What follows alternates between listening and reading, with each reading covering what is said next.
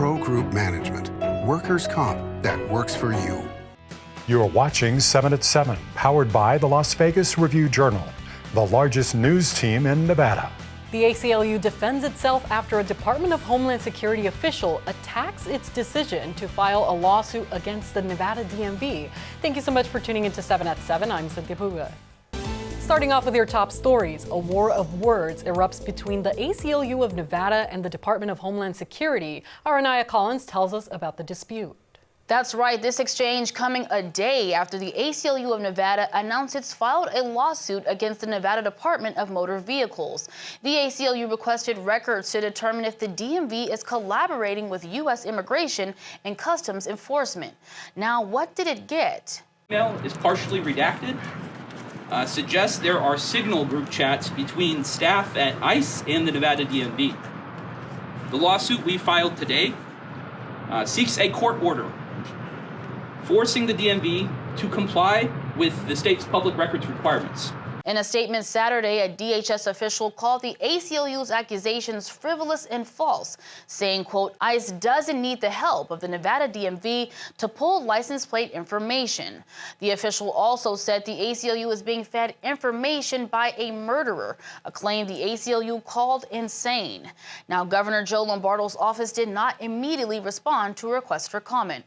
For the Las Vegas Review-Journal, I'm Anaya Collins. A woman pleads guilty in connection to a 2015 crash on the Strip that killed one person and injured 35. This is according to court records and her attorney. Authorities said Lakeisha Holloway drove onto a sidewalk in front of Planet Hollywood and continued driving on the sidewalk until swerving off near what's now Horseshoe Las Vegas. Police said she and her 3-year-old daughter had been living in her car and had been kicked out of every spot she tried to rest. 34-year-old Holloway pleaded guilty to second-degree murder and battery charges. She's expected to serve 18 years to life, according to her attorney. Sentencing is set for September 25th.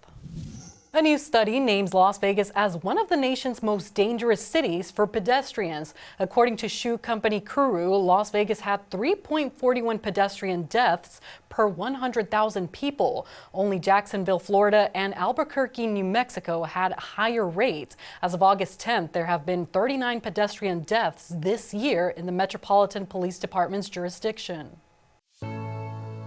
Let's take a look at your weather forecast, sponsored by Star Nursery, your garden's partner for every bloomin' thing. We can expect a warm night as temperatures continue near triple digits at 8 p.m., dropping down to the 80s by 2 a.m. with a low of 84 degrees by 6 a.m.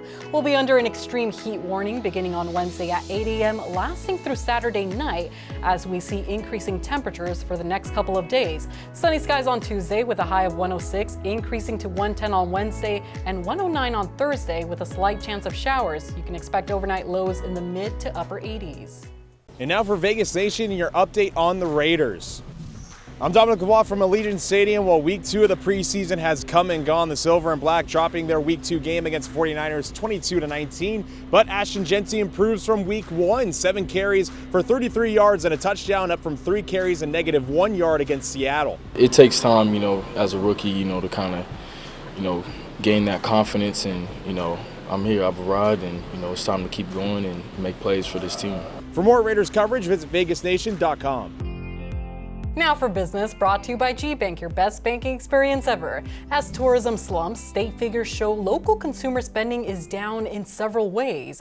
Sales at Clark County food and drinking outlets in a recent 11-month period fell by roughly $191 million from a year earlier. This is according to the Nevada Department of Taxation. So did motor vehicle and auto parts sales. Meanwhile, sales fell by $140 million at clothing, shoe, and jewelry stores. Financial experts say consumers could be pulling back due to inflation and Las Vegas's jobless rate, which is one of the highest in the nation among major metropolitan areas. Sports brought to you by Station Casinos STN Sports. Download the app today. A walk-off win for Summerlin South Little League. The final score just 1-0 over South Carolina in the third round of the United States winners bracket, seeing only 2 hits for the Mountain Region team in the game. Cutter Ricafort singled in the bottom of the 7th inning, allowing for Griffin Fargas to slide into home plate, winning the game for the Mountain Region. Next, Summerlin South plays Connecticut Wednesday at noon. The winner advances to the United States Championship game. Sports betting brought to you by Las Vegas Paiute Tribal Smoke and Cigar Shop. College football week 0 kicks off Saturday morning in Dublin, Ireland, where Kansas State is a 3-point favorite over Iowa State. The total at the Westgate Superbook is 49 points. There are 4 other games, including UNLV Idaho State, which is currently off the board. Hawaii is favored by 2.5 over Stanford, and Kansas is a 13-point favorite over Fresno State. Western Kentucky is favored by 10 over Sam Houston State in a game with the day's highest total at 61 points. Now for health, brought to you by Centerwell Senior Primary Care. Discover primary care focused on you. The city of Las Vegas breaks ground on a recuperative care center to serve those experiencing homelessness. The new center at 1581 North Main Street will hold more than double the beds offered at the original facility. It'll provide health services to those who need to heal from an injury or illness and have no options for shelter. The new RCC is expected to be completed in the third quarter of 2026. And while construction is underway, the RCC will be temporarily housed in the Health and Wellness Clinic at 314 Four Master Lane. Now for lifestyle, sponsored by Silverton Casino Lodge. This is Lodge Vegas. Just in time for spooky season, Westgate is ready to indulge the scary side of Las Vegas.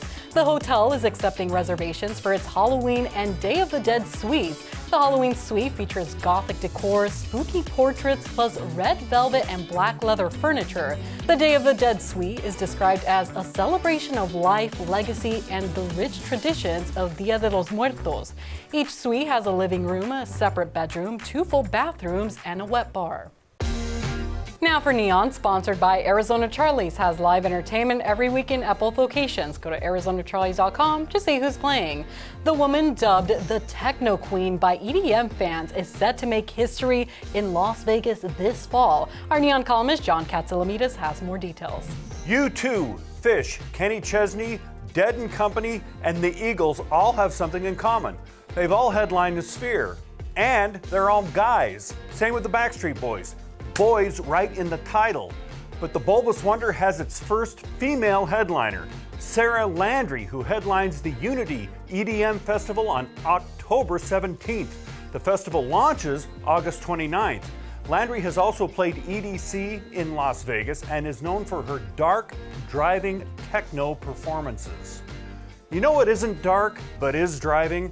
Go Guide, the free entertainment calendar at neon.lvrj.com. Check us out for more than 1,000 shows and events. Like Las Vegas, it's open 24/7. That's been your 7 at 7 p.m. news update. You can watch our newscast weekdays on any of your favorite streaming platforms. Don't forget to tune in tomorrow morning for more 7 at 7. Review Journal Studio, sponsored by Knock the Injury Law.